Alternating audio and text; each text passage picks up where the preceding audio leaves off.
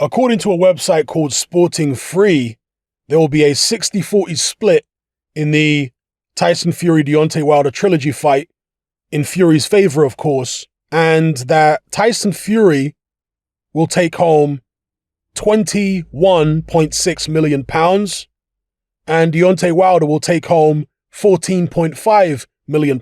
In dollars, that would be $30 million for Tyson Fury and $20 million for Deontay Wilder. Now, I don't know how accurate this information is. Normally, certainly in American boxing, the vast bulk of the fighters' purses in a pay-per-view comes from the actual pay-per-view sales. The guarantees are relatively small. I mean, I remember for the first Tyson Fury Deontay Wilder fight, I swear Fury's guarantee was something like 3 million, 2 million. And then the pay-per-view percentages on top of that. So again, that figure might not be completely accurate, okay? Because I'm trying to think off the top of my head, but it was a relatively small guarantee. And that's the norm in American boxing. For most pay-per-view fighters, they get a pretty small guarantee, but then a lot more from the pay-per-view on top. So a fighter might only have a 5 million guarantee, but they earn 15 or 20 million from pay-per-view sales, etc. But with this particular article on Sporting Free, they're claiming Tyson Fury would get 21.6 and Wilder would get 14.5 pounds or, 30 million versus $20 million. Is that the guarantees or is that an estimate of what they think the pay-per-views are going to do? If those are the guarantees and they actually wrote that into the contract, then I think those who believe that Tyson Fury faked his affirmative test somehow might be onto something. Because was there really enough fan interest for this trilogy fight back in July to be able to generate the money necessary to pay the fighters' purses? Because if they'd got 30 million and $20 million guarantees respectively, that's $50 million just paying the fighters. Would this pay-per-view back in July, remember, after the AJ Fury fight had just been cancelled and the fans were so disappointed, would this fight have generated enough money to be able to pay the fighters and still make a profit on top? Remember, the networks, the promoters, they're looking to make a profit. They're not looking to act as some type of charity organization to just dole out pay-per-view money for the fighters and nobody else makes anything. No, that's not what networks and that's not what promoters want. They want to pocket plenty of money as well. Okay, well, in that scenario, of course, the promoters will still get paid because they get a percentage of the fighters' purse. But the network anyway, which are usually the people that front up the money or certainly make it possible for the money to be paid through their platform, right? They want to get paid a lot too.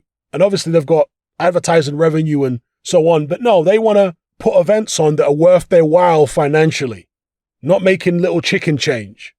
So you let me know what you guys think about this in the comments below. Do you believe that Tyson Fury and Deontay Wilder were guaranteed $30 million and $20 million respectively, or still are guaranteed it for their fight in October? Do you think even then it's going to be able to generate enough money to pay the fighters' purses and make a profit on top? The first fight, from recollection, only broke even. Now, we're not privy to the numbers behind the scenes, but from the numbers that were released to the public and the amount of money they apparently spent on marketing and promoting the fight, they apparently only just broke even, or maybe made a small loss, relatively small loss. And in big time boxing, a relatively small loss could be $1 million. It could be $2 million, depending on the size of the show. Because if the fighters are getting paid, I don't know, 20 million each, and the show generates, let's say 30 million, and after all the expenses, which come up to 11 million, you make a loss of 1 million. That's a relatively small loss, considering the amounts of money that are being thrown around, if you get what I'm saying. Now, I've long said that Deontay Wilder's team desperately want this Tyson Fury rematch. They desperately want it because they see their guy as an aging fighter, 35 years of age, somebody who has burnt a lot of bridges in the game, and he's been encouraged to do so. Therefore, this might be his last opportunity to earn them some serious money. They're not going to want him to go off and rebuild and make a slow, steady comeback where he eventually fights for the title again in 2 or 3 years. No, they don't believe he's got 2 or 3 years to play with at his age. So they want that Tyson Fury fight ASAP. Last year, I don't think Deontay Wilder wanted it. And I think that's why he kept so quiet. But time is a healer. And at this point, with enough people in his ear, with changes in training camp, with Malik Scott telling him that he's got better boxing skills than Muhammad Ali, and all this kind of stuff, Deontay Wilder not being the sharpest tool in the box, I think they have managed to rebuild his confidence to a certain degree to get him enthusiastic about stepping in the ring with Tyson Fury again. I think Deontay Wilder's got a better chance against Fury now than he did last year. I still wouldn't pick him, but I think he's got a better chance against Fury now. Anyway, let me know what you guys think about all this in the comment section below.